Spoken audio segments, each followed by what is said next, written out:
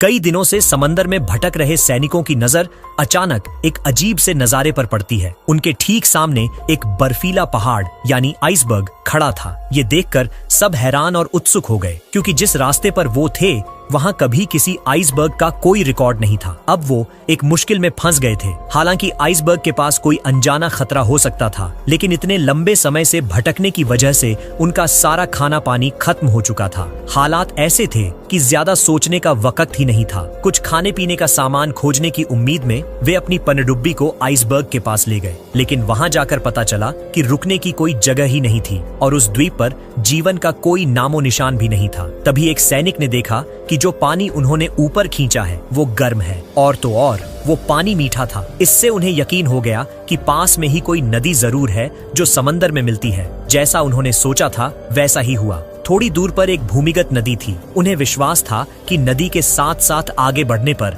उन्हें खाने के लिए कुछ जरूर मिलेगा। फिर क्या था, उन्होंने पनडुब्बी को नदी के बहाव के उल्टी दिशा में चलाना शुरू कर दिया। लेकिन जैसे जैसे पनडुब्बी आगे बढ़ी उन्हें एहसास हुआ कि ये उतना आसान नहीं है जितना उन्होंने सोचा था। आगे का रास्ता अजीब चट्टानों से भरा और बहुत खतरनाक था। कुछ मोड़ तो इतने तंग थे कि उन्हें चट्टानों से सटकर निकलना पड़ रहा था। ये सफर काफी डरावना था, पर जल्द ही उन्हें बाहर निकलने का रास्ता दिख गया। जैसे ही पनडुब्बी पानी की सतह पर आई, एक अजीब सा जीव पलक झपकते ही सामने से गुजरा। राइडर को लगा कि शायद उसकी आंखों का धोखा है। उसने दोबारा देखा तो कुछ नहीं था, लेकिन उसके दिल में एक अनजाने खतरे का एहसास पैदा हो गया। हालांकि ये एहसास जल्द ही हैरानी में बदल गया। जब राइडर और बाकी लोग पनडुब्बी से बाहर निकले तो उन्होंने देखा कि वो किसी दूसरी ही दुनिया में आ गए हैं। ये जगह अनजाने खतरों से भरी थी और हर कोने में मौत का साया था। उन्हें सबसे ज्यादा हैरानी तब हुई जब उन्होंने आसमान में टेरोसौर पिटेरोसौर को उड़ते देखा, जो कि कब के विलुप्त हो चुके थे।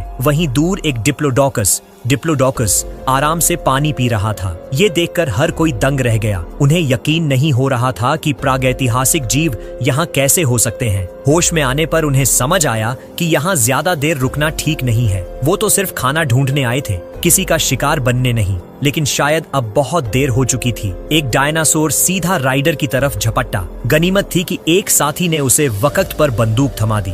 राइडर ने कई गोलियां चलाईं, पर डायनासोर को कोई खास चोट नहीं आई। तभी उनका बावर्ची MP-18 गन लेकर मदद के लिए आ गया। उसने और राइडर ने मिलकर ताबड़तोड़ गोलियां चलाईं। आखिरकार बुरी तरह जख्मी होकर डायनासोर डेक पर गिर पड़ा। खाने की इतनी कमी में उबला हुआ प्लेसियोसौर का मांस एक शानदार दावत थी। खाने की समस्या तो हल हो गई, लेकिन अब पनडुब्बी का ईंधन लगभग खत्म हो चुका था। मजबूरी में पेट भरने के बाद उन्हें उस भूली बिसरी धरती पर उतरना ही पड़ा। अभी वो कुछ ही दूर चले थे कि उन्हें झाड़ियों में 2 डायनासोर खाना खाते हुए दिखे। उन्होंने फौरन हमले की तैयारी कर ली, लेकिन तभी अचानक उनके पीछे से कुछ आदिमानव निकल आए और बिना कुछ कहे लाठियों से उन पर हमला कर दिया। लड़ाई की आवाज सुनकर डायनासोर उनकी तरफ बढ़ने लगे। मजे की बात यह थी कि आदिमानव ये देखकर भाग गए और सैनिकों को अकेले ही डायनासोर का सामना करना पड़ा। हालांकि डायनासोर की खाल मोटी थी, लेकिन लगातार गोलियों की बौछार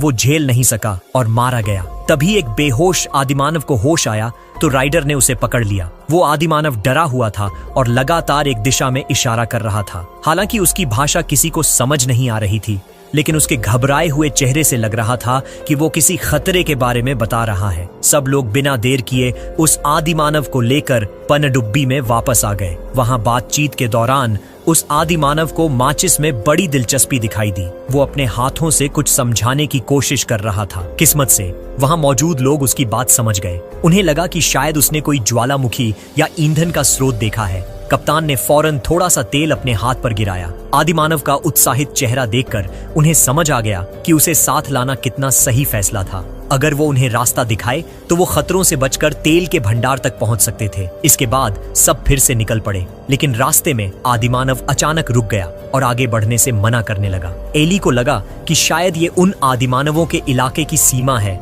और वो उसे पार करने से डर रहा है। लेकिन एक सैनिक ने अपना समय बर्बाद नहीं करना चाहा और धमकी देने के लिए एक खोपड़ी पर गोली चला दी। इस धमकी के आगे बेचारे आदिमानव को झुकना पड़ा, लेकिन शायद अपनी सुरक्षा के लिए आदिमानव उन्हें एक खतरनाक डायनासोर के इलाके में ले गया। राइडर ने आदिमानव और बाकी लोगों को आगे भेज दिया और खुद कप्तान के साथ उस डायनासोर का ध्यान भटकाने के लिए रुक गया। लेकिन जो लोग आगे गए थे उन्होंने पनडुब्बी को हमले का सिग्नल दे दिया। सिग्नल मिलते ही बावर्ची ने सर्च लाइट जलाकर डायनासोर की लोकेशन पता की और तोप से हमला कर दिया। बेचारे डायनासोर मरते दम तक ये नहीं समझ पाए कि वो तो सिर्फ अपने बच्चों की रक्षा कर रहे थे और इंसानों ने उन पर बेरहमी से हमला कर दिया। जब मादा डायनासोर की आंखों से आंसू बहे तब राइडर और कप्तान को अपनी गलती का एहसास हुआ। अगली सुबह आदिमानव उन्हें उनकी मंजिल पर ले गया। वहां सचमुच बहुत सारा तेल था। इसका मतलब था कि वो जल्द ही उस द्वीप से निकल सकते थे। तेल को जल्दी से रिफाइन करने के लिए सबने मिलकर वहीं मौजूद चीजों से एक अस्थायी रिफाइनरी बना ली। जब डीजल बनकर तैयार हुआ तो सब खुशी से झूम उठे। समय बचाने के लिए कप्तान ने टीम को 2 हिस्सों में बांट दिया। वो कुछ लोगों के साथ तेल रिफाइन करने का काम जारी रखेगा और राइडर बाकी लोगों के साथ खाने का इंतजाम करने जाएगा। राइडर की टीम कैंप से थोड़ी ही दूर गई थी कि उन्हें एक पहाड़ी पर आदिमानवों का गांव दिखाई दिया। वो ये देखकर हैरान थे कि आदिमानव औजारों का इस्तेमाल करना सीख गए थे। तभी एक सैनिक को आसपास कुछ गड़बड़ महसूस हुई, लेकिन कुछ कह पाता उससे पहले ही एक आदिमानव ने छिपकर उस पर हमला कर दिया और वो मारा गया। अगले ही पल झाड़ियों से बहुत सारे आदिमानव निकल आए। राइडर ने गोली चलाकर उन्हें पीछे हटने पर मजबूर कर दिया। राइडर ने अपने साथियों को किनारों से घूमकर आदिमानवों को घेरने के लिए कहा, लेकिन आदिमानव भी चालाक थे। उन्होंने जानवरों की आवाज निकालकर सैनिकों का ध्यान भटकाया और फिर छिपकर हमला कर दिया। आवाज सुनकर राइडर मदद के लिए भागा, लेकिन वो आदिमानवों की चाल में फंस गया। वो खुद भी घिर गया और अकेली एली को भी आदिमानवों ने मौका देखकर पकड़ लिया। राइडर जैसे तैसे उस मुसीबत से निकला ही था कि आसमान से एक टेरोसौर आ धमका। राइडर ने मुकाबला करने की सोची, लेकिन उसकी बंदूक की गोलियां खत्म हो चुकी थीं। ठीक उसी मुश्किल घड़ी में वो आदिमानव जिसे राइडर ने पहले बचाया था सामने आ गया। उसने राइडर को धक्का देकर बचा लिया, लेकिन खुद उस उड़ने वाले डायनासोर का शिकार बन गया। राइडर उसे बचाना चाहता था पर कुछ नहीं कर सका और अपनी आंखों के सामने उसे डायनासोर को ले जाते हुए देखता रहा। इस सदमे से उबरकर राइडर को एली की याद आई। उसने देखा कि आदिमानवों ने एली को घेर रखा है। वो उसे बचाने का कोई तरीका सोच ही रहा था कि दूर एक ज्वालामुखी फट गया। जोरदार धमाके से सब घबरा गए और आदिमानव इधर उधर भागने लगे। एली ने मौके का फायदा उठाया और भाग निकली, लेकिन कुछ आदिमानव अब भी उसके पीछे थे। राइडर फौरन उसे बचाने दौड़ा। जब वो पहुंचा तो उसने देखा कि एली और एक आदिमानव दोनों एक दलदल में गिर गए हैं। राइडर ने बिना सोचे समझे आदिमानव को लात मारी, लेकिन इस कोशिश में वो खुद भी दलदल में जा गिरा। गनीमत थी कि दोनों ने एक तैरती हुई लकड़ी पकड़ ली और किसी तरह किनारे आ गए, लेकिन वो आदिमानव उतना खुशकिस्मत नहीं था और कुछ देर छटपटाने के बाद डूब गया।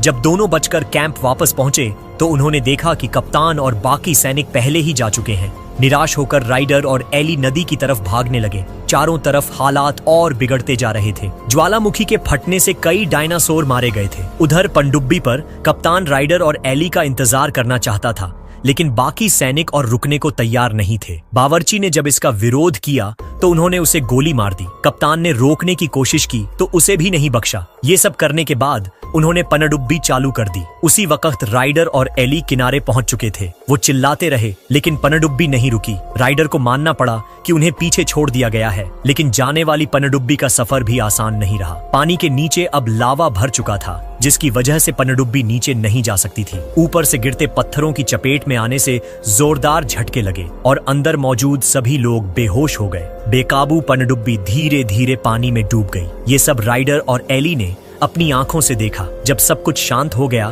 तो वो दोनों उस जगह से निकल पड़े। एक दूसरे का सहारा बनकर वो उत्तर की ओर चलते रहे। उनके दिलों में उम्मीद थी कि वो इस भूली बिसरी दुनिया से बाहर निकल जाएंगे, लेकिन उनकी ये इच्छा कभी पूरी नहीं हुई। आखिर में उन्होंने अपनी सारी उम्मीदें एक बांस के डिब्बे में बंद कर दी, इस आस में कि शायद एक दिन किसी को ये मिल जाए। यह फिल्म 1975 में रिलीज हुई थी। इसका असली नाम स्टार जूलॉजिकल एज था, जिसे बाद में बदला गया। हालांकि फिल्म में डायनासोर का रूप कुछ भद्दा और कच्चा लगता है, लेकिन इससे इसकी कल्पनाशीलता और रोमांच पर कोई असर नहीं पड़ता। यह एक ऐसी फिल्म थी जो साहस और कल्पना से भरी हुई थी। यह कहानी विज्ञान कथा लेखक बरोज के उपन्यास पर आधारित है। बहुत लोग शायद इस लेखक को न जानते हों, लेकिन उनकी दूसरी रचना टार्जन आज भी दुनिया भर में लोगों की पसंद बनी हुई है।